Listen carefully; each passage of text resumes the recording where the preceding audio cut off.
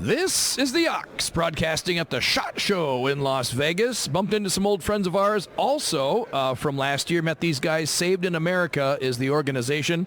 Joseph and Joshua Travers. First of all, thanks for coming over. Good to see you again. Oh, thank you so much for having us. It's my pleasure.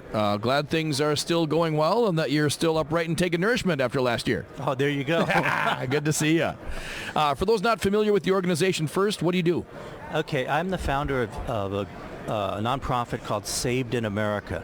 And what Saved in America does, we have three pillars. We use former special operators, Navy SEALs, Marine Raiders, and current retired police officers, license them up as licensed private investigators to fill a gap to find runaways, missing, and exploited children in this country. And since December of 2014, we've assisted in the recovery of 270 kids. Wow. All around the country? All around the country. Yeah, that's amazing. It's an amazing story. I remember meeting you guys last year and just shaking my head. And how is Joshua involved here? Joshua is my son, and he's a Marine, fought in Iraq, current law enforcement officer out of the state of Virginia.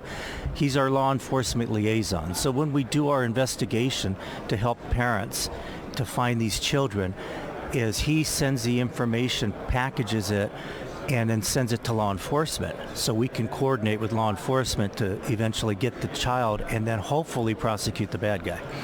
How welcome are you with law enforcement? I mean, do they is it like you see on TV, crime dramas where, it's these guys again. They're always hassling us. Well, I'll let Joshua handle it since he's in the field currently. Yeah. That's why there is a need for a law enforcement liaison, because it is a little bit different, right? Law enforcement trusts law enforcement. So being an active law enforcement officer, I'm able to call and tell them, hey, we're Saved in America, we're looking for these missing children, and we want nothing more than to give you all the information you need to rescue this child. And it's that level playing field from cop to cop to be able to say, hey, this is the intel we have, we know she's in this house, there you go. How do you get it?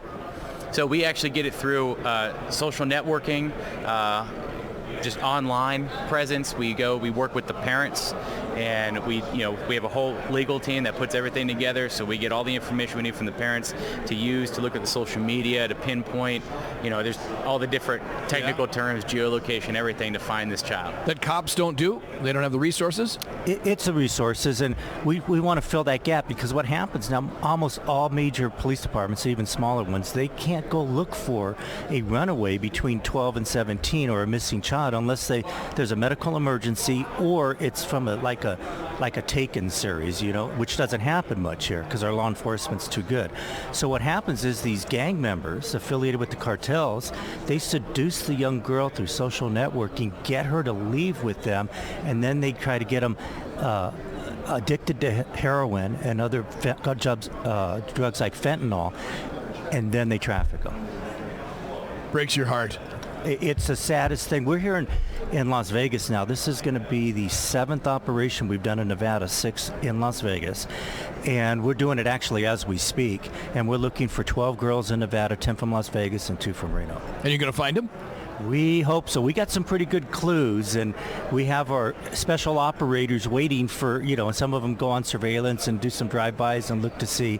And then we build the case to where we figure this is where she is, and then we sit out, do surveillance, get eyes on, and then call local jurisdiction to come and pick them up. How are you funded? All privately. Actually, we have a fundraiser tonight at the Red Rock Casino.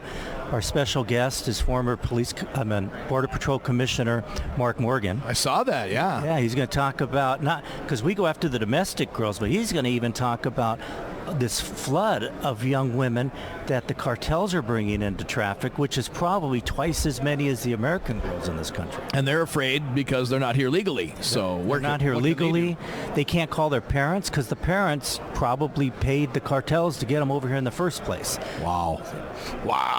Of course, they have to go through all that borders, security and everything. It's almost impossible to get across the border, from Mexico into Texas or Arizona these days. So, I mean, that's really hard to get in. and Mark does address that so well. But just a little stat for your audience. According to the National Center for Missing and Exploited Children, there's, as we're speaking, about 300,000 missing girls. They say 1 in 7 of the missing girls are being trafficked, which means there's about 100,000 American girls being trafficked. Now, according to Mark and my other sources at the Border Patrol, that is doubled for girls outside of the country the cartels are bringing in. So there's about 200,000 missing kids from other countries being trafficked. It's just horrible. It's a horrible thing going on. And remind me again what got you into this. Actually, from my career in law enforcement, and then I became a licensed private investigator. Did all my college. I went to Bible college, became a pastor, and I saw an article about a young girl missing, Brittany Drexel, back in 2009, and I knew about this evil triad, the prison gangs, street gangs, and the cartels working together. They took over narcotics trafficking, and that's when I was a law enforcement officer in LA County. So I saw this, and then around that time, they took over child sex trafficking, because you could sell a young girl over and over and over again. So I thought, where's Brittany? Right after that, I saw an article about Navy SEALs going overseas rescuing girls. So I got a hold of them. One of the SEALs I got a hold of is retired Master Chief Kirby Harrell, the last retired SEAL from Vietnam. He's a member of our board, and he brought a bunch of team guys, SEALs, to our team, and then we decided we're going to find the missing American kids here in this country and bring them back to their parents for free, by the way. Amazing. Well, thanks for what you're doing. God bless you for that. Can we support you at all, or yes, or if we know of somebody who's missing or exploited, how do folks reach out to you? There's 3 things you could do to support the organization. Go to the website savedinamerica.org. Savedinamerica.org. Savedinamerica.org, and there's ways to support the organization. There's ways to volunteer. If you know any former special operators, retired police officers, licensed private investigators, we have 150 reserves across the country, boots on the ground, and also people can go on and see where they could call us anytime 24/7. If they know if somebody has a missing child, we will help them for free. God bless you. Good to see you guys. God bless you too. Thank you very much. Thanks for stopping over. Wow. Saved in America, Joshua Travers on Ox in the Afternoon. Kind of segueing into it here, we're going to welcome another guest who was a victim of domestic violence and has turned to essentially shooting and self-defense. We will meet here right now. And her name is Shirley Wattrell, joining us here on Ox in the Afternoon at the SHOT Show. Shirley, thanks for jumping right in. Thanks for having me on the show. Well, it's good to meet you. Unfortunately, we wouldn't have met if it wasn't for some unfortunate circumstances in your life, but it sounds like you've turned it around. I haven't had a chance to talk to you until sitting down right now, but your story looks interesting. How did it begin? Tell us how you ended up here at the SHOT Show. Well, I'm an author of a book called Heels to Holster. I'm a... Heels to Holster. Yes, and let me explain how that happened. Okay. So I was a victim of domestic violence, and I claimed my life back when I went to my first firearms class, exercising those Second Amendment rights, and that's when my self-esteem started to grow, and I claimed my life back. And why it's called Heels to Holster, because I spent 33 years in the office as an IT director. And then there was this guy that was in my life. He used to tell me he loved me. And basically, he held me against my will for about 15 hours and terrorized me and would not let me get up off the floor. And anytime I tried to leave, I was met with beating, bite marks. I ended up with whiplash so bad from him pulling my hair. And the person just changed. I don't know who he was or what made it happen. Weirdo-rama. That's not even the worst of it. It gets better than that. Okay. It's almost like that horror movie you're watching when the kids are ready to go in the basement and you go, don't go. That was what it was like that day when I stepped over the threshold. He closed the door, and I realized when he locked the door that all the shades were closed and that was going to be my prison. I thought he was going to kill me then, but I was able to get away, and I did everything I thought was necessary. I got the restraining order.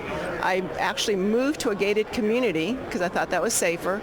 those were all false senses of security, because he got in both. He knew where I moved, he knew everything, and he started stalking me. And then his behavior even escalated more to wanting me dead. And he was going to do anything necessary to accomplish that. He ended up, by the grace of God, he went to an informant for law enforcement to get this accomplished.